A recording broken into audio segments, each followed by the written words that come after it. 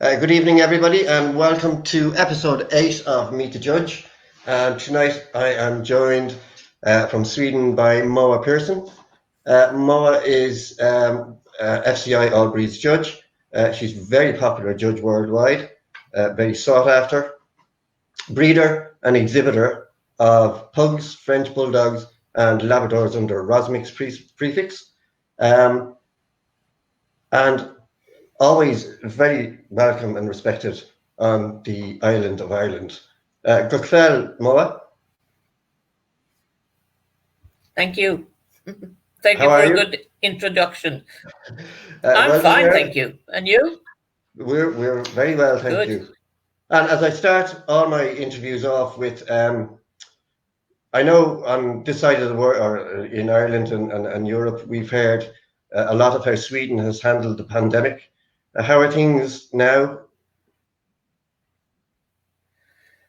Very much the same, I would say. The deaths, numbers of deaths has gone down, but we're feeling far from shore. Let's put it like that.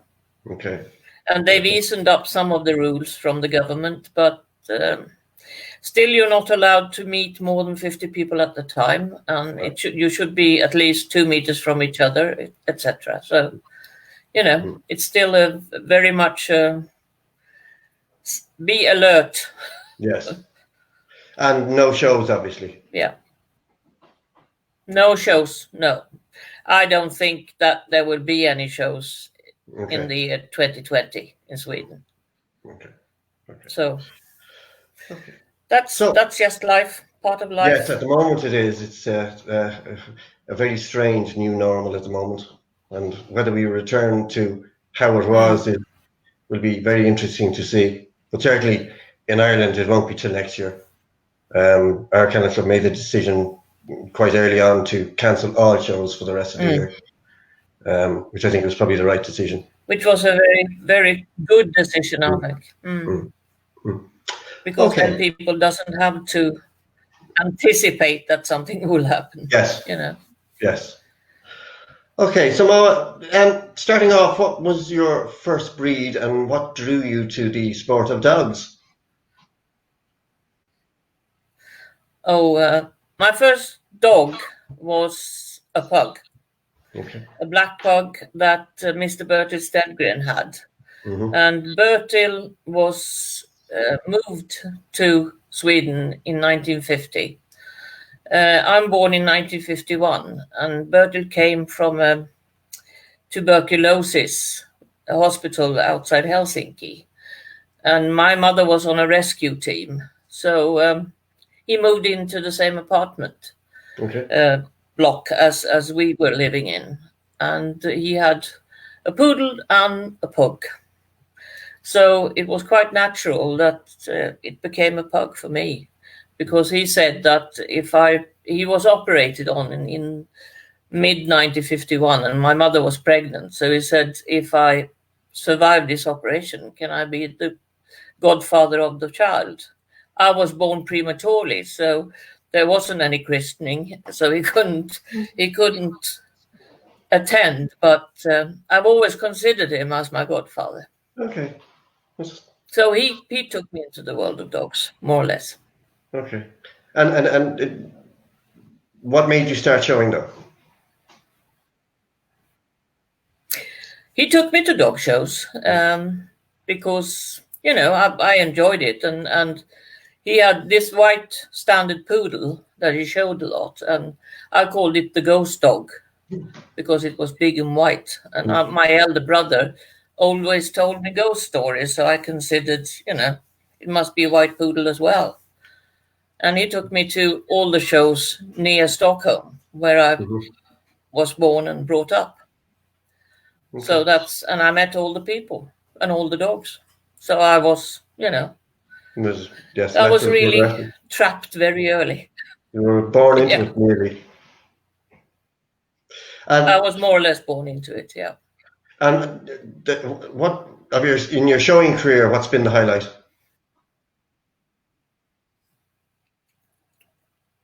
I think one of the highlights in my showing career has been when I was handling 2 top dogs, number 1 and 3 on the top list in 1973.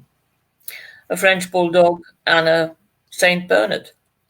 2 totally different breeds, but that really that gave me the real kick, more or less.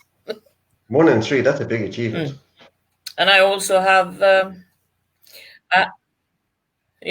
I also had an imported French Bulldog that I bought out of from Morin Bootle in England, called Tommyville Tanker. And he won a lot. He was an international champion, and I showed him all over Scandinavia. And he had 17 seconds in the group. Wow. So when he finally won a group in Oslo, I retired him. I thought, that's enough. He's done it. So, those are some of the highlights. I've had a lot, but this is some of the ones I want to remember. And when did you first start judging, and what was your first championship show appointment? I was approved in 1977, and my first judging appointment was at an international show in Jönköping in Sweden, and I did Boston's, Pugs, and Peaks. So that was my first proper judging appointment. Yes. That was quite a number for your first appointment. Oh yeah. Yes, I had a full ring. 90 dogs, something like that. Well, of course, we haven't got the numbers as they have, Yes. And Pugs wasn't as many in those days as they are now. And when did you achieve all breed status? 1992. Okay. So it was fairly quick. Yeah. But I was more or less lured into it. All right, go on.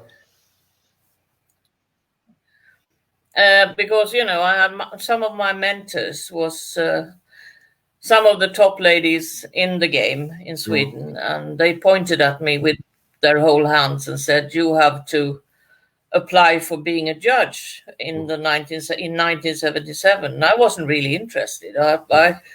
I really enjoyed my handling and traveling around with different dogs, showing different dogs and having them at home and prepare them.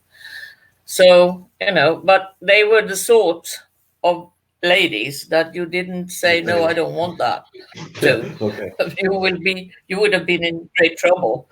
The same thing happened to me in 1990 when they said, we want you to be an all-rounder mower, and we have set up a plan for that. So I said, no, thank you. No, I have to think. So I thought for about 10 days, and then a very famous lady called Ulla Magnusson, who had the Airways Great Danes. She phoned me and she said, have you slept and thought enough? So, I just had to get going. Yeah. And I was qualified in 92. So you had to study a lot. Oh, yeah. Yeah. I actually phoned her 6 months later and I said, can I please give it back?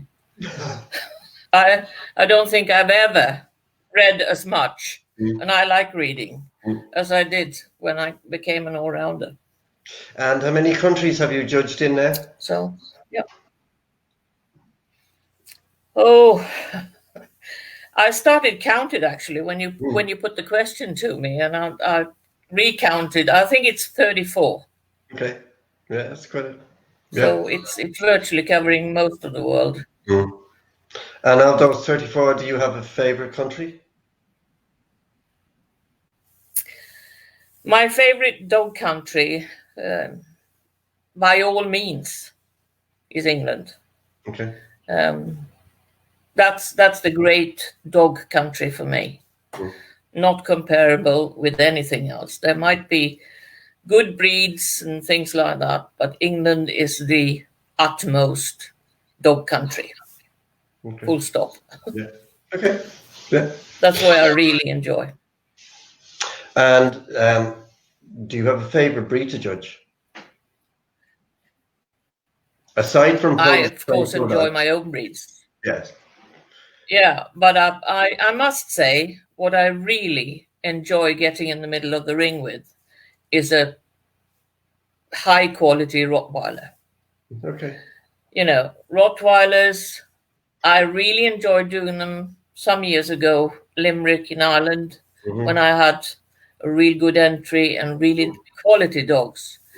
We had some beautiful Rottweilers here in Sweden in the 80s and 90s. So I was spoilt.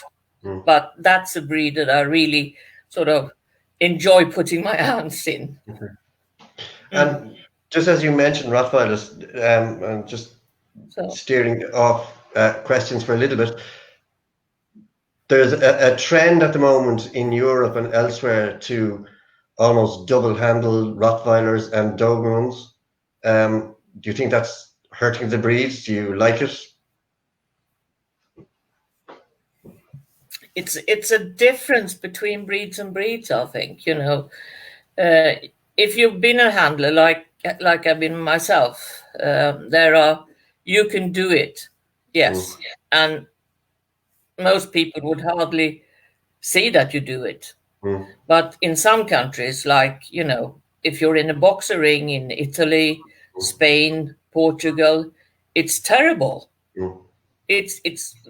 The way they double handle makes it difficult for the judge to assess the dogs properly. Yeah. And that's bad.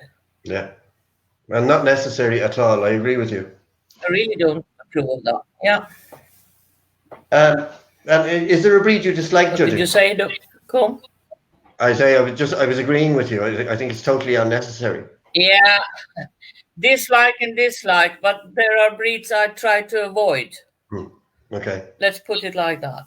And because I know, let's put it like this: it's a hobby for me as much as for exhibiting and the exhibitors. And I don't enjoy doing poodles, for instance.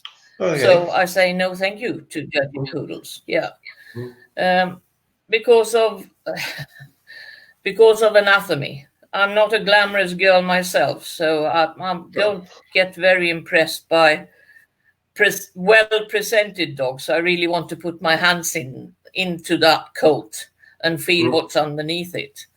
And poodle has disappointed me too many times to think it's fun. Okay. So fair enough. They don't like me judging them, and I don't like judging them, so it's good. Yeah, probably because you do get your hands into that coat and feel what's underneath. They don't like you. No, that's it. That's it. But it's very important. You have to do it. Yes, definitely, and I don't really like bad anatomy. As a very good friend of mine has said, coat comes and goes, but anatomy is always there, which is true. Very true. It's very true. And speaking of faults, I'd rather put up a dog with a bad coat. Yes. And speaking of faults, what fault in a dog most irritates you? Badly constructed dogs irritates me, and especially if they're badly constructed in a way that the owners try to hide by running very fast. This fast running is really spoiling a lot of good dogs as well. Yeah. So I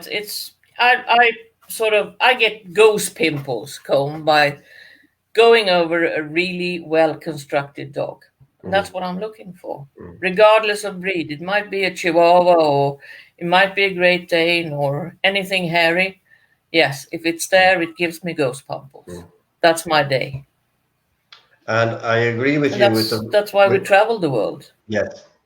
And I agree with you over running dogs. And I had this conversation with Jose some weeks ago, where now even Group 9 breeds, people are running with them, and it's not necessary.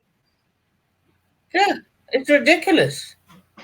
Even in one of my own breeds, where it obviously says in the standard that they should have a rolling gait.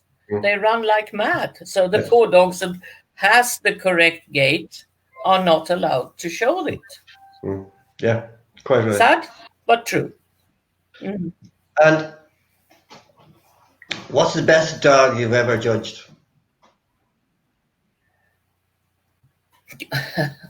Yeah, I looked at that question twice and I thought,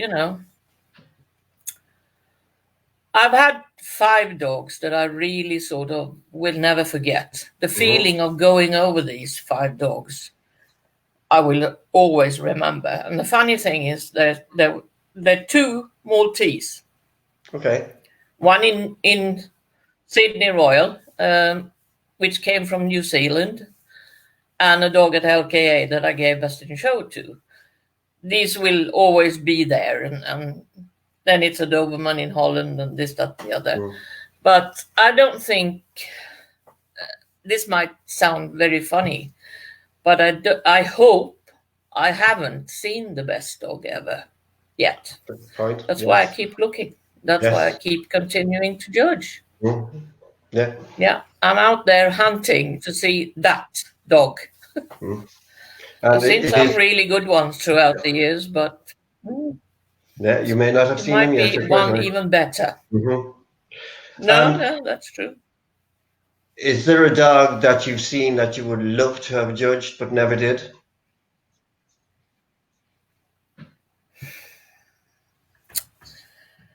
I couldn't say that.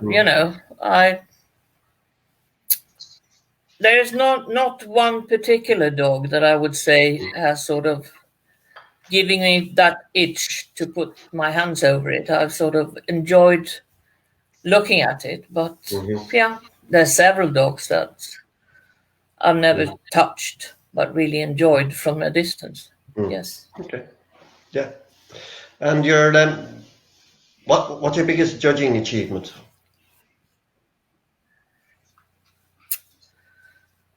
I think all breeds and Best in Show at LKA. That is probably my top honor. I had to read that letter, I can tell you, 3 times. That, and also, of course, to have the pleasure of judging Frenchies at Crufts in 2018. That was a great day for me. When you would have had some quality dogs. And a lot of dogs from all parts of the world. Yeah.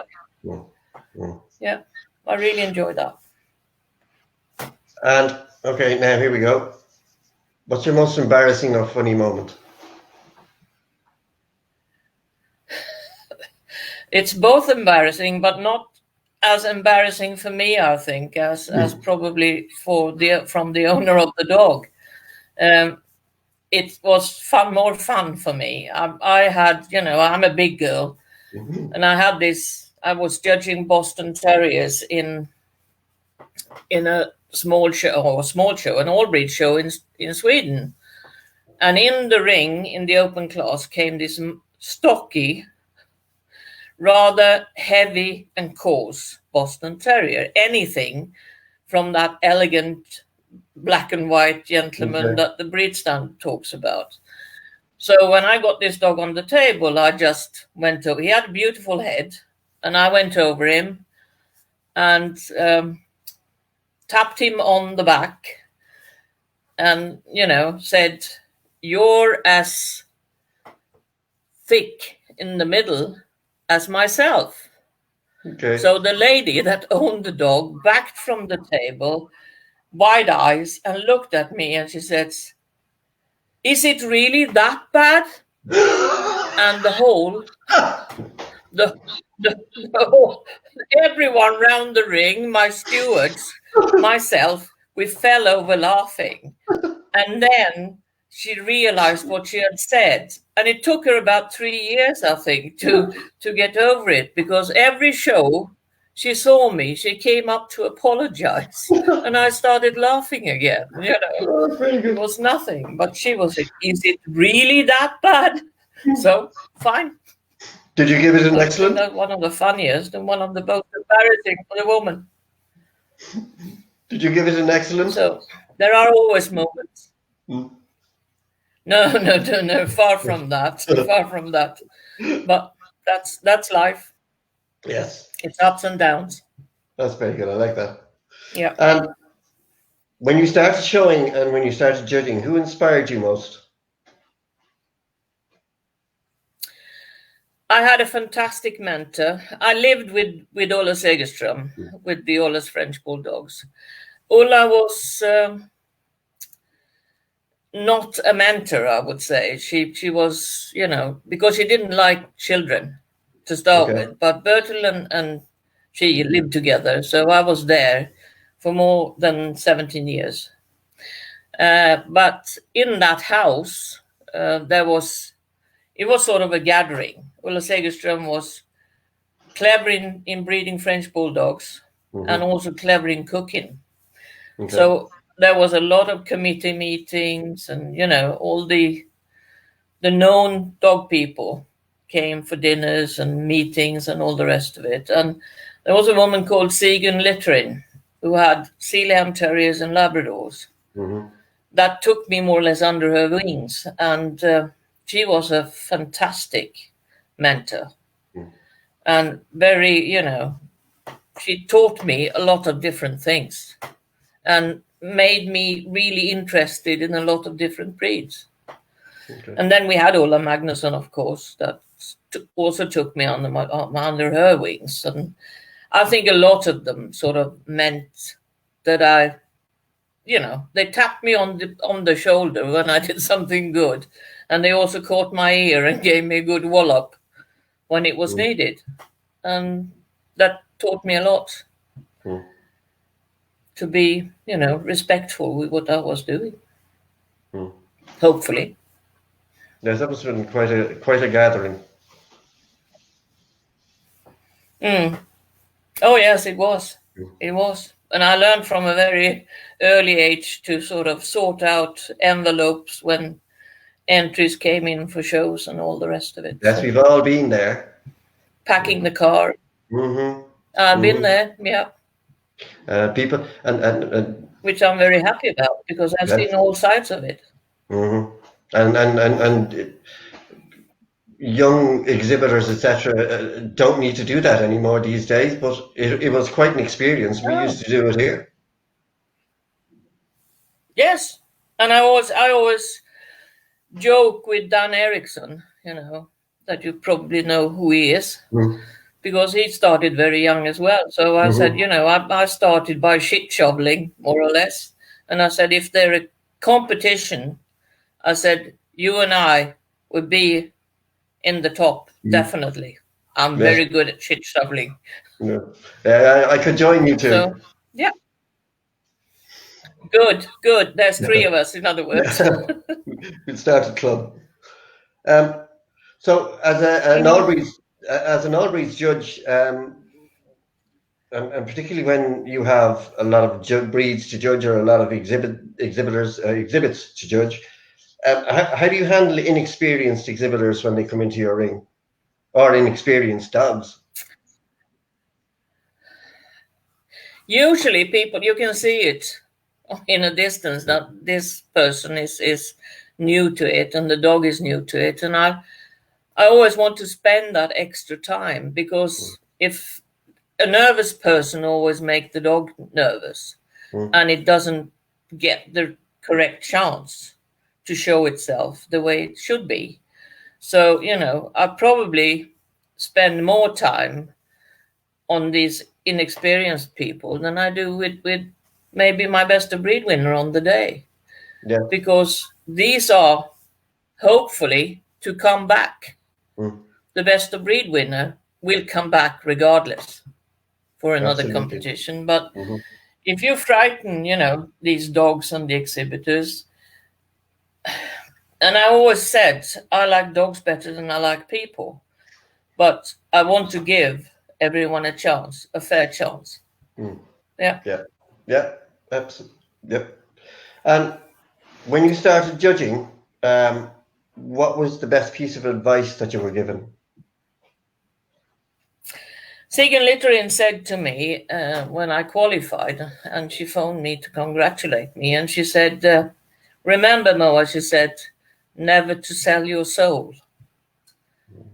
I didn't really understand at the time what she meant, but I have realized fairly soon after what it really meant.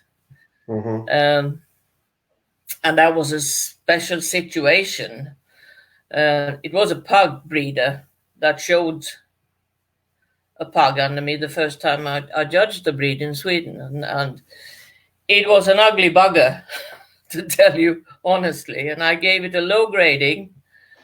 And I was quite upset that this person came to show a dog like that under me. So I went up to her and I said, why? So she said, I wanted to see if you had courage enough to give it a low grade. And then I thought, now I know what you meant, Sigurd Littorin. Never sell your soul. And so far, I don't think I've ever done it either. Okay. And for judges who are starting off, what advice would you give them? A bit of the same, I think. I also think that, I was very fortunate when I started, because I was amongst these people that knew a lot, and I was sort of soaking it up. I've been in front of many of these coal fires in England with breeders, sitting on the floor, listening to people discussing dogs, which, I was like a sponge. I just soaked everything up. And today, I think we got a totally in the community, not just the dog community. I think the whole community is quite different. Yes. Everyone wants knowledge on a plate. And that's not. It doesn't exist. You have to work for it. And many times, you don't want to put that hard work into it. That is so true. I'm amazed that, for instance, pug breeders, Labrador breeders, they've never, Swedish breeders I'm talking about, never been to England to see the breeds in the country of origin. Yeah. What have they got to compare with? It's very true what you say, because I know in this house myself and Rita would have grown up around going to smaller shows and sitting listening to old terrier men chatting about breeds and dogs, and you soaked it up. It doesn't happen anymore. No. That's modern life. I always think, when you start, the youngster that starts now, I get very excited if someone comes up and asks for advice. Yeah. And I got a new committee member on the Pug Dog Club here in Sweden. That she's a young girl. She's a teacher, but she's a young girl, and she really wants to learn, and she thinks a lot about the breed, and also gives back through a very good committee meeting, and she's really great, and that makes me believe in that there will be a dog world even when I'm gone. And as you say, and it is something that has come up through the interviews that we've done so far, that don't be afraid to ask questions. No. Most judges will, or breeders will want to help you. So, if go and ask questions, get knowledge. Yeah. Get a mentor. Get a mentor. Yeah. Definitely. One or two. And speaking of young people, how do you think we encourage them to stay in our sport? I think I think the country that has been most successful in doing this, that sort of has the young generations coming in, is England with their, YKC, all this, they're really supporting the youngsters. Yeah. I think we, in Sweden, we have a youth organization, but when it started, the oldest should be 18 years old from the beginning. I think it was from 7 years to 18 years. Today, the maximum age is 25. Right. That's not a youngster any longer. No. that's, No. that's That's an adult. yeah. So I think really this curling has also reflected on our sport. Definitely. People want everything served on a plate. That won't happen. You got to No. work for it. You got to work for it. You got to be interested. You got to sort of spend time and make the most of it. Okay. And moving on to critiquing, which I mean we don't do in this country. But how do you approach critiquing, and do you see a value in critiquing? I wouldn't show myself, to be quite honest, if I didn't get a critique. I valued the critique very highly, Colm. I think that's the most important part you do as a judge. I consider I have to go over a dog and write down what I feel. I always write full critiques. I hate to go home after being at a show with 3 different breeds, and if I didn't know, if I, when I give them to my partner and she says which is which, I must admit I don't feel encouraged to show under people like that. Second time, no, regardless of the grading or the prizes I won. I want a full critique. I want to know what that judge actually thinks about my dog. And what's your approach then when you are critiquing? Do you have a format? No, but I like to.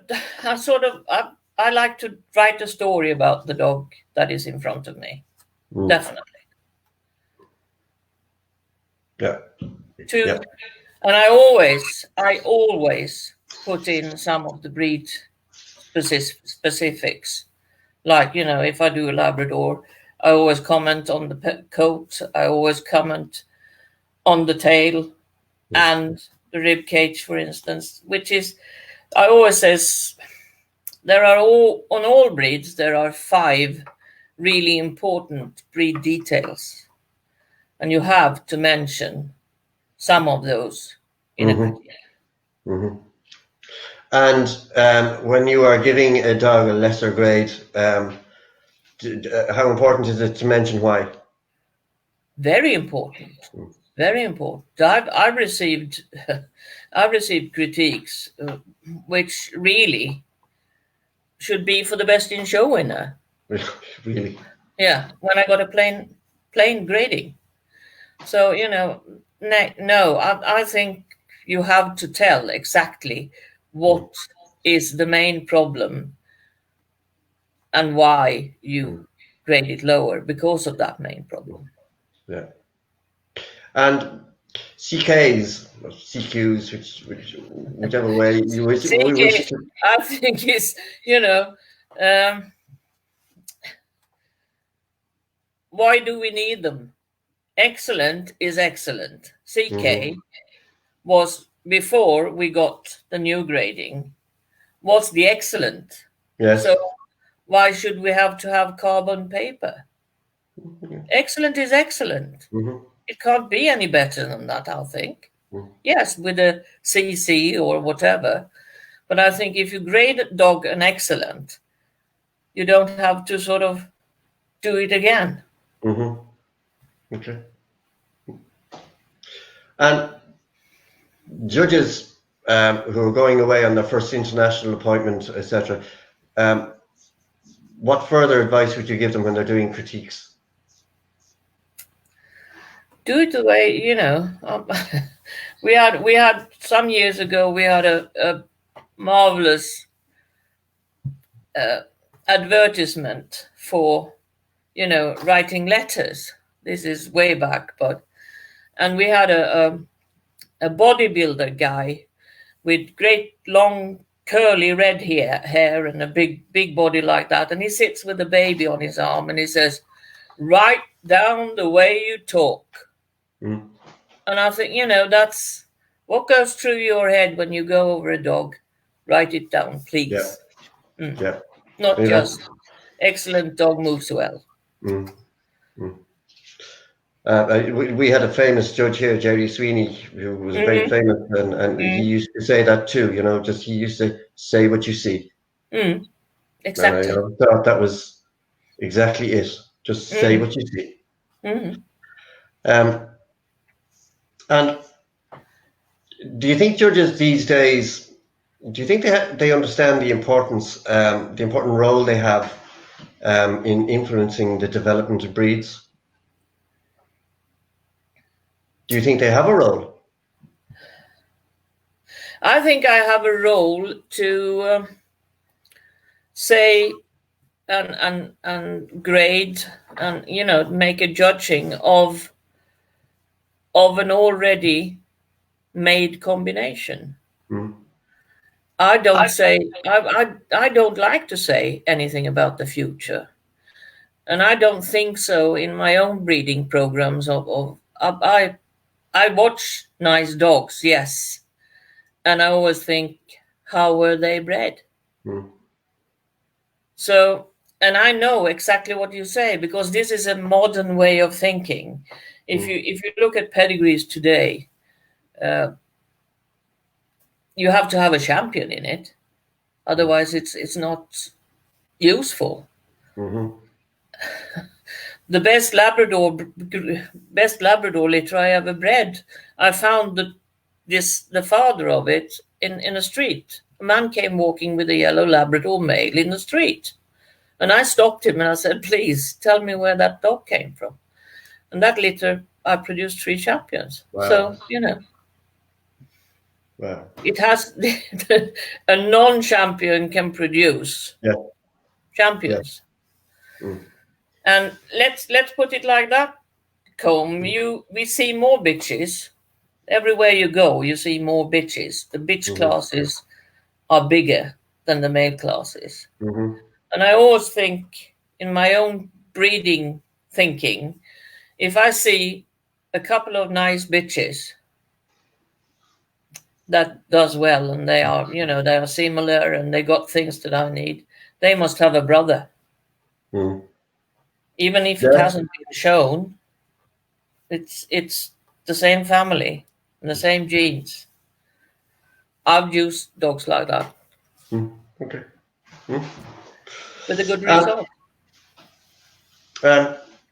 Now, as a breeder and exhibitor of pugs and French bulldogs, how do you think kennel clubs are reacting to the current situation? And how do you think we should be dealing with it?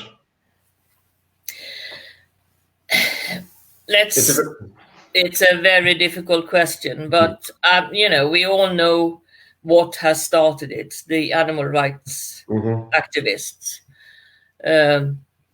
They try to sort of implement their way of thinking in all, when it comes to all animals, and now it's dogs. In Sweden it's also wolves. So that's, I always say, I think that the Kennel Club worldwide, and I'm not only talking about my own, I'm thinking about kennel clubs everywhere, we are too shy to really tell the government and stand up for what we believe in and what we're doing. Yeah.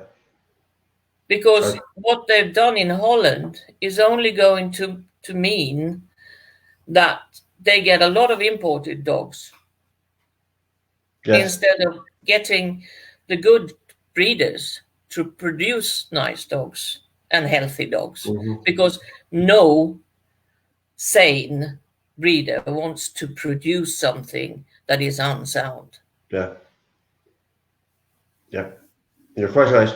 I couldn't agree with you more. I think kennel clubs worldwide need to step up a little Definitely. bit more. And as I've written on, I made comments on Facebook, and I said it's the war is not going to happen on Facebook. No, you're quite Let's right. let's make the kennel club sort of put lobbyists in the government buildings, because that's what the animal rights activists already have. Yes. Yeah, FCI should have a lobbyist in the European Commission. I couldn't agree with you more. It is, you are so right. And I'm glad you've said that. I mean, Yeah, because now it's these 12 breeds in Holland. Mm. Next year or next month, it could be 12 new ones. Mm. So it's no use that the bracky people stand there alone screaming this time. This is a problem of the whole dog world, worldwide. Yes. And we see now where FCI have changed the standard of the Rottweiler. Yeah. So that the nose or the muzzle is going to be longer. Yeah. And the shorter muzzles should now be penalised. This is not the way to do it. No, and we have seen a lot of, but as I say, breeders doesn't want to breed unhealthy dog. We want to breed dogs that should live with their new owners for 12, 14, 15 years, whatever. But we don't want to sell dogs that is not healthy. We all make mistakes. This is living material we're working with, and we all make mistakes, but we probably learn something from them as well. And would you agree that, I mean, your breeds, pugs and French bulldogs, over the last 5 to 8 years have become so popular because celebrities have them, and that popularity leads to the puppy farmers breeding them, of course, in bigger quantities, and that's where the problem is. Yeah. And that is, nobody is saying that to the governments. No, and I've always say to vets that complains about these breeds, I said, as a judge and as a vet, we see two totally different populations of these breeds. They don't come to me with a lame dog or a dog that can't breathe, because they know they will not get a grading. Yeah. They come to you to look for a cure. So we see two different worlds, but the vets doesn't really want to be on that level. They don't want to discuss it. Oh no, because it's their livelihood. It's their money, yeah. Yeah. I'm scratching their wallet. Yes. Yeah. But we have to we definitely have to do something together. I totally agree with you, and we'll have to think about this further, because we do need to put pressure. Today I read one of the protocols from one of our breeding committees of the Swedish Kennel Club, and sees, to my horror, that during those days and during what we're going through, they have just said that it's okay with continental bulldogs as a breed. Really? Yeah. That frightens me. People are sitting up there making all the decisions, and in these days, in these troubling times, they recognize the continental bulldog. Yeah. That's not right.